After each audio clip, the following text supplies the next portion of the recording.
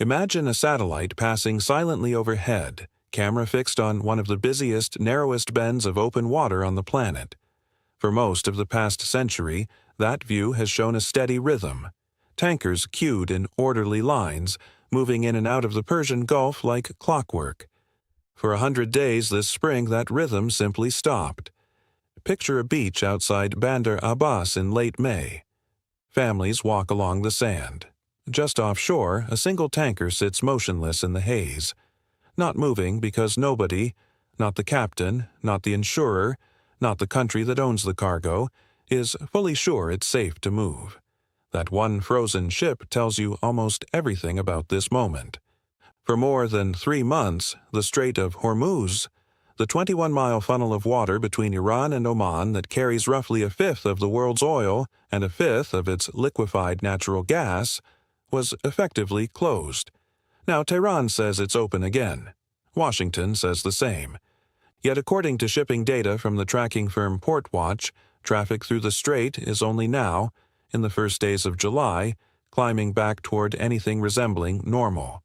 So here's the real question underneath the headline. When both sides declare a choke point reopened, but neither agrees on who's actually in charge of it, what does reopened even mean? To understand that, we go back to where this began. On February 28, 2026, the United States and Israel launched a coordinated air campaign against Iran. According to Wikipedia's timeline of the conflict, corroborated by the Wall Street Journal and CNN, the strikes hit military facilities, nuclear infrastructure, and senior leadership. Iran's supreme leader, Ayatollah Ali Khamenei, was killed. His son, Mojtaba Khamenei, would take over the position within weeks.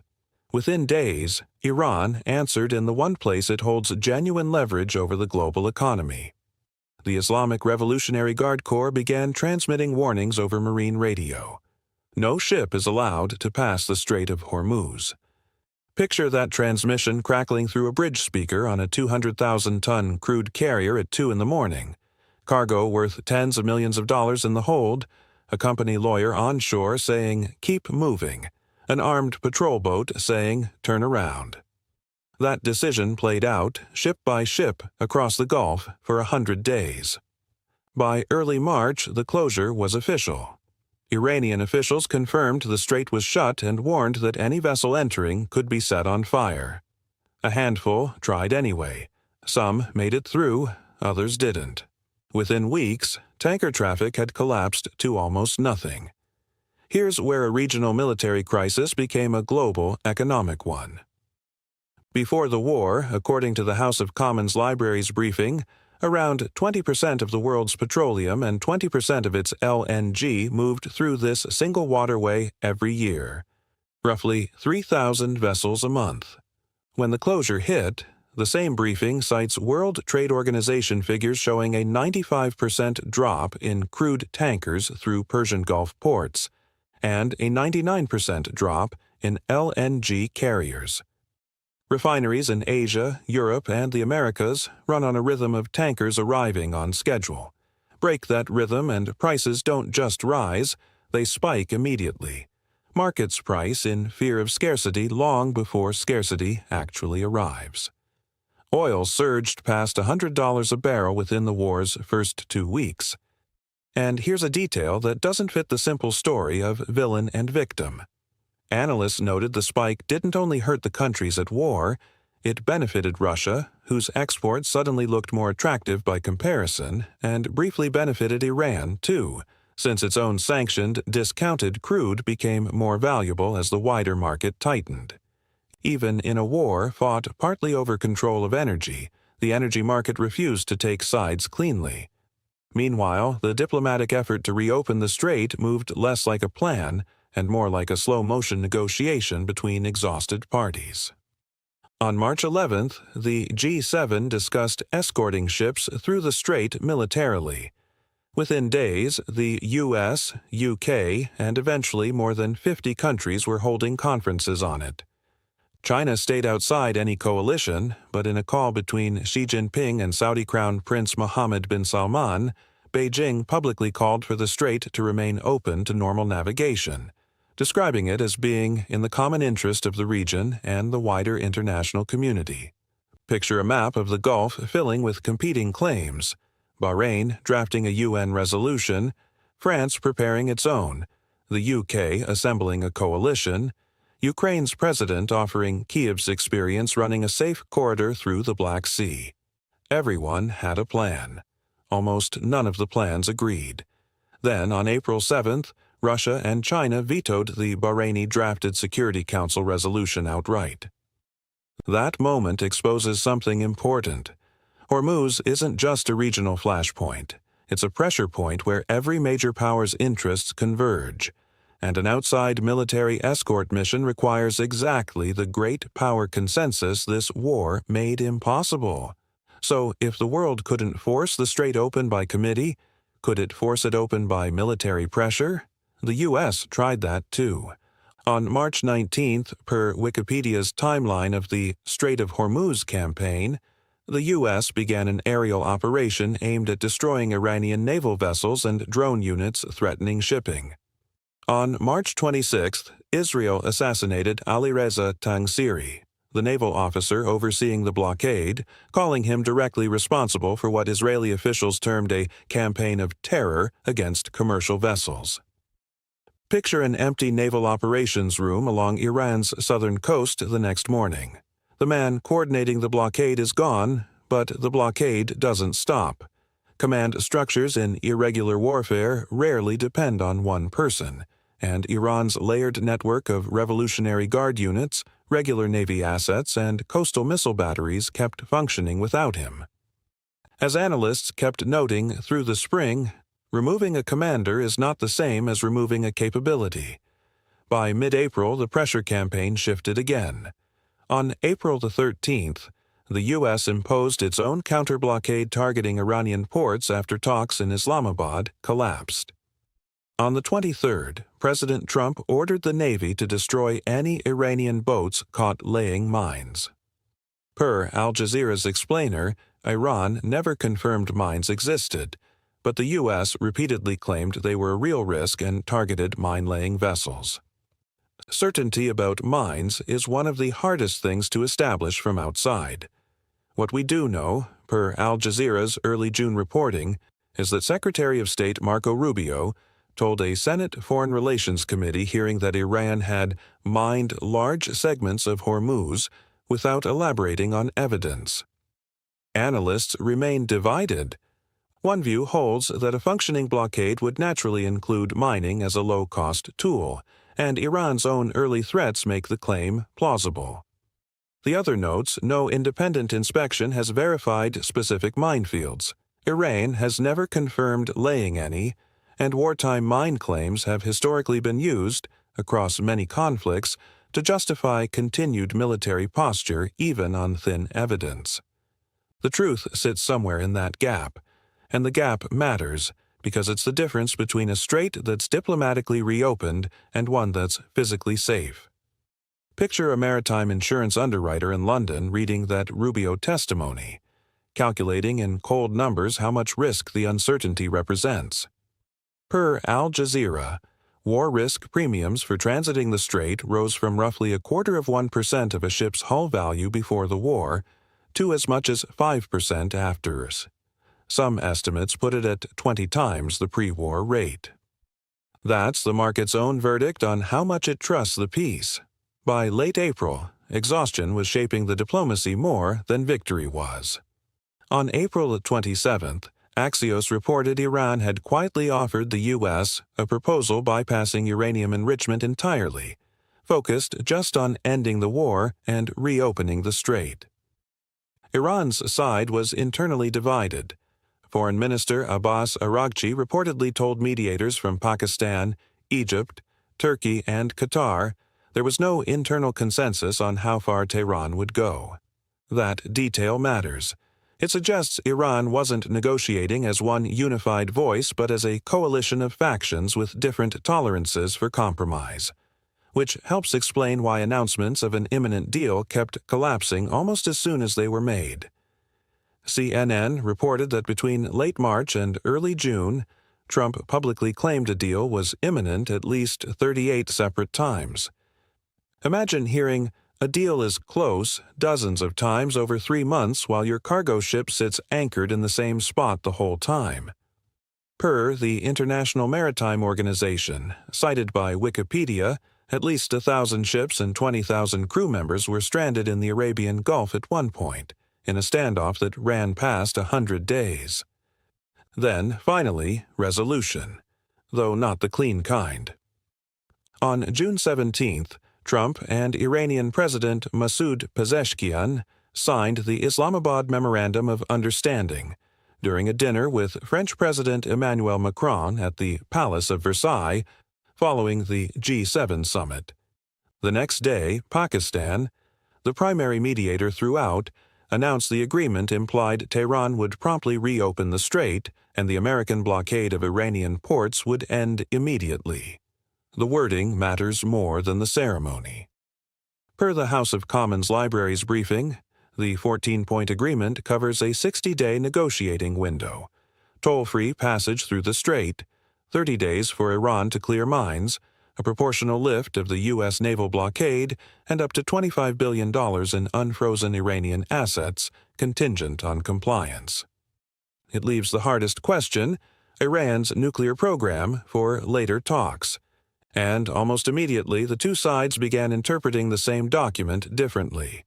Per CNN's coverage, Vice President J.D. Vance said sovereignty and management of the strait, in Iran's own telling, remain in Iran, coordinated alongside Oman and Gulf Arab states. Iranian officials framed the strait not as a concession but as one of the country's greatest strategic instruments of power, gifted to them, in that framing, by the very war meant to strip it away. That's a striking reversal to sit with. The campaign was explicitly designed to force the strait open and diminish Iran's leverage over it. Yet Iranian officials are now describing that same strait as a source of enhanced strategic power.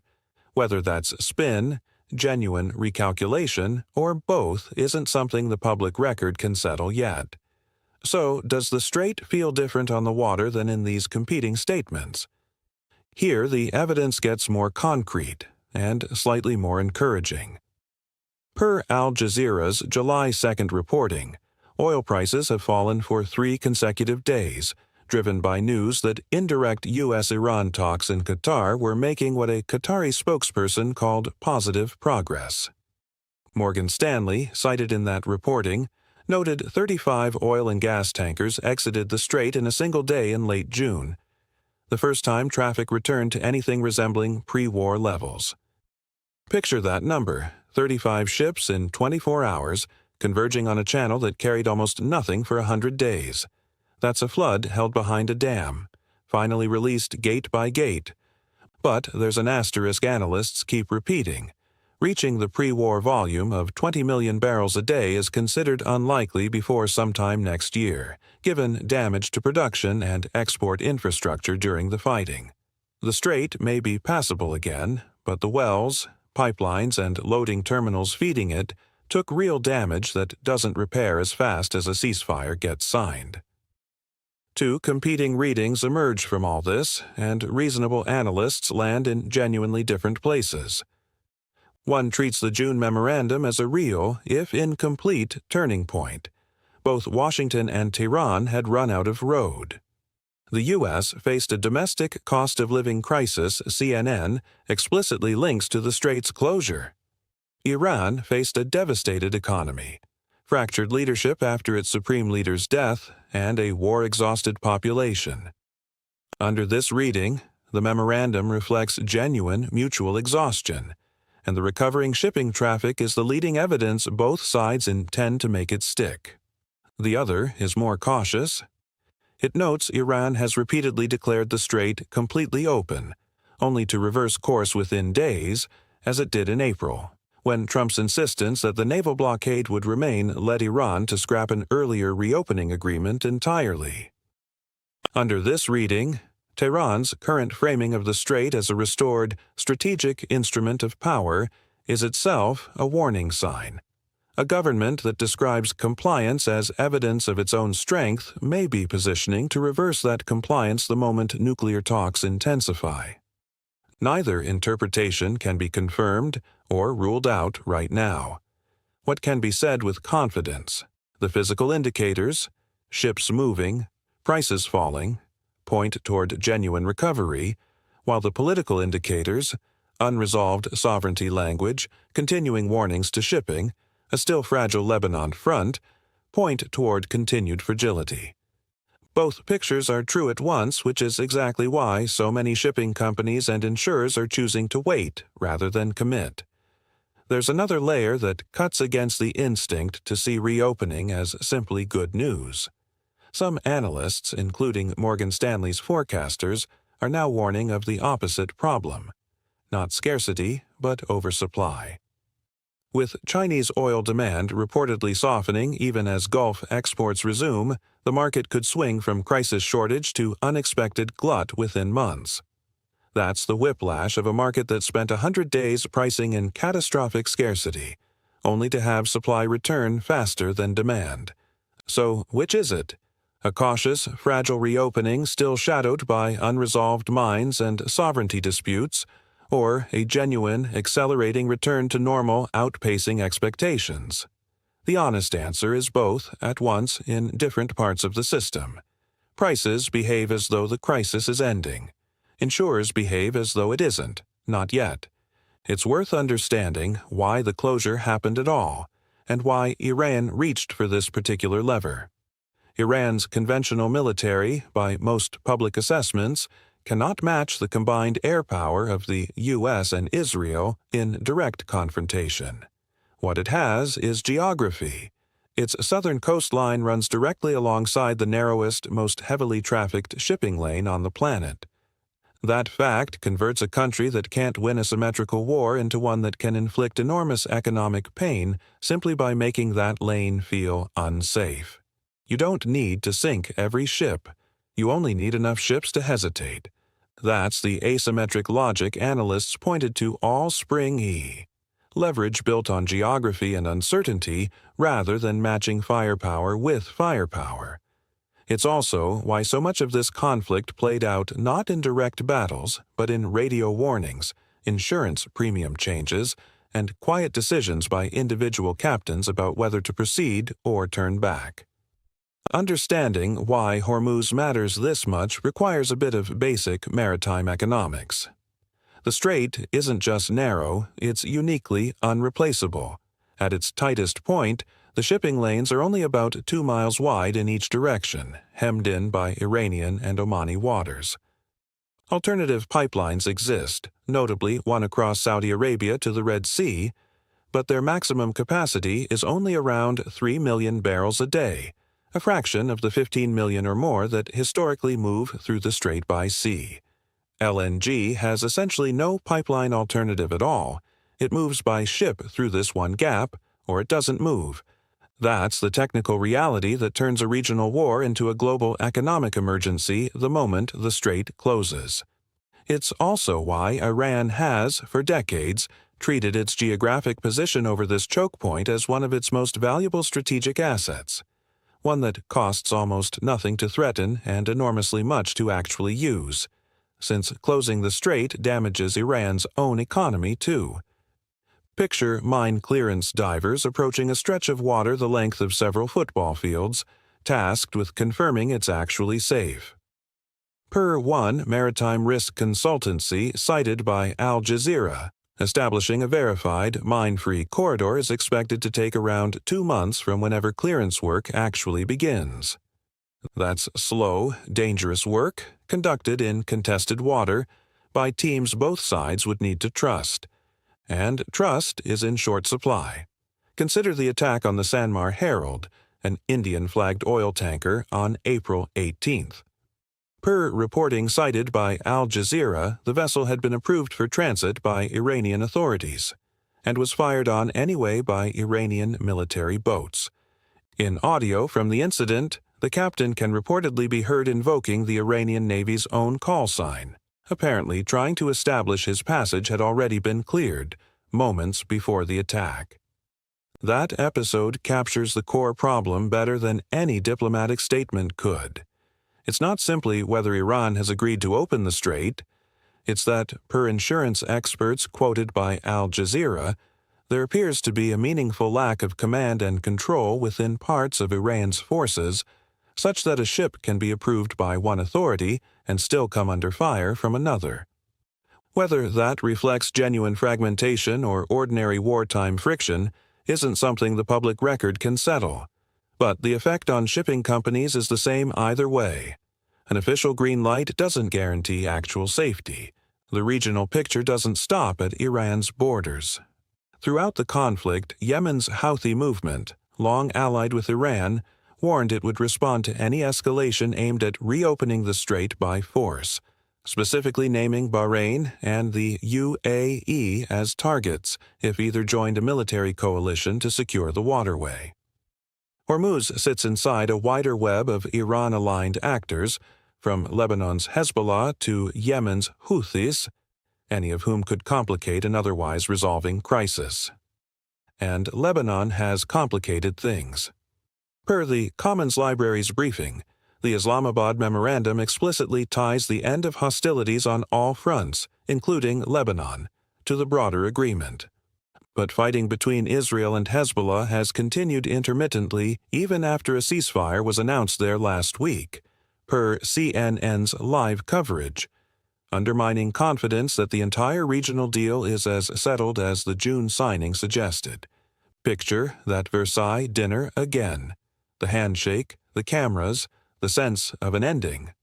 Now, picture, weeks later, Israeli strikes continuing in southern Lebanon regardless, and Hezbollah announcing its own attack the same day a renewed ceasefire there was meant to take hold. That's the distance between a signing ceremony and an actual settled peace. So where does that leave the strait right now in the first week of July? Per CNN's most recent coverage, Iran issued a fresh warning just days ago demanding vessels stick to Tehran-designated routes through Hormuz, cautioning that any failure to comply will be met with an immediate and firm response from the armed forces.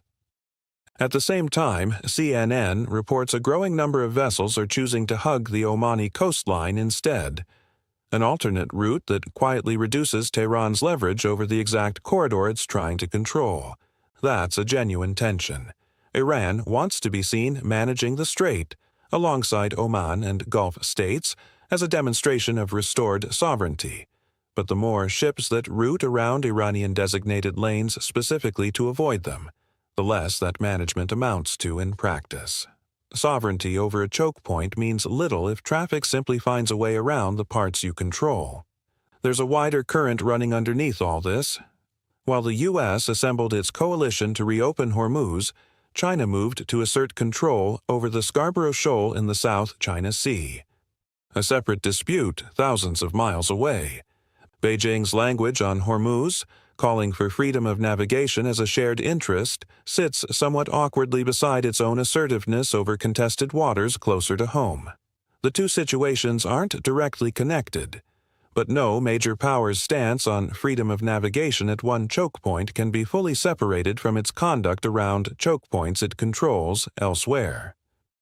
Meanwhile, indirect technical talks in Doha were, per CNN, making what a Qatari spokesperson called positive progress on issues tied to the memorandum, before both delegations paused for Khamenei's funeral, scheduled across multiple days from July 4th through 9th. Analysts quoted by CNN describe the unresolved disputes as not yet about the nuclear question, but about the more basic, mechanical ones the memorandum left ambiguous. How Lebanon's ceasefire interacts with the broader deal, and how transit through Hormuz will actually be administered day to day. And that's before the nuclear question even properly begins.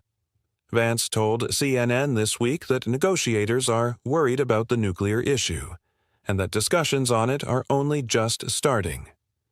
Given the entire war was framed by Washington as an effort to permanently end Iran's uranium enrichment program, and given Tehran has publicly reaffirmed enrichment as our right under the Non-Proliferation Treaty, It's hard to see how this next phase avoids reopening exactly the disagreement the war was meant to resolve. One more detail before we close, because it says something about how fragile even a functioning ceasefire remains. Per the Hormuz Strait Monitor's timeline, the U.S. launched strikes on Iran just last week, citing an attack on a commercial vessel as the trigger, a strike that came after the memorandum had already been signed and shipping had already begun moving again. That episode is a reminder this agreement isn't a wall separating war from peace. It's closer to a fragile membrane, one both sides are still testing, prodding, and occasionally puncturing, even as tankers quietly slip past each other in the background. So here's where we're left, at the beginning of July 2026. The Strait of Hormuz is reopening, by most available measures, faster than many analysts expected just weeks ago. Ships are moving. Prices are falling. A genuine diplomatic channel exists in Doha, and both sides describe it publicly as productive. But underneath that recovery sits an agreement whose most basic terms: who actually controls the strait, whether mines remain in the water, how a ceasefire in one country connects to a memorandum about a waterway in another are still being argued over in real time, even as ships pass through the same water those arguments are about. And the hardest conversation, the one over Iran's nuclear program, the one that started this entire war, hasn't really begun yet. It's also worth noting what this crisis revealed about the limits of outside intervention generally.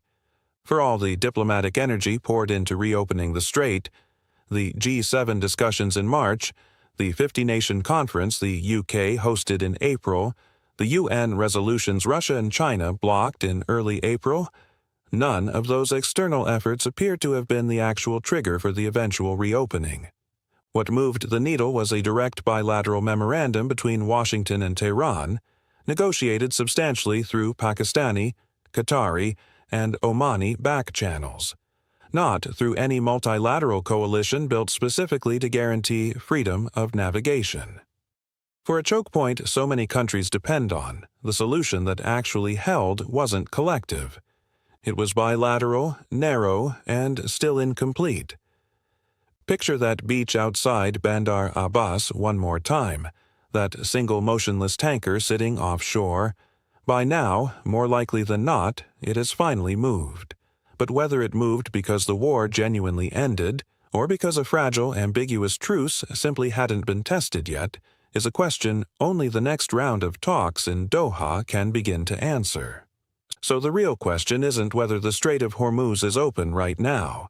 By most measures it is, at least for the ships willing to risk it. The real question is what happens when the talks in Doha finally turn, in earnest, to the issue everyone has been quietly avoiding since February. If a memorandum this ambiguous couldn't survive contact with something as concrete as a single missed ceasefire violation in Lebanon, what happens when the subject on the table is the one both sides went to war over in the first place?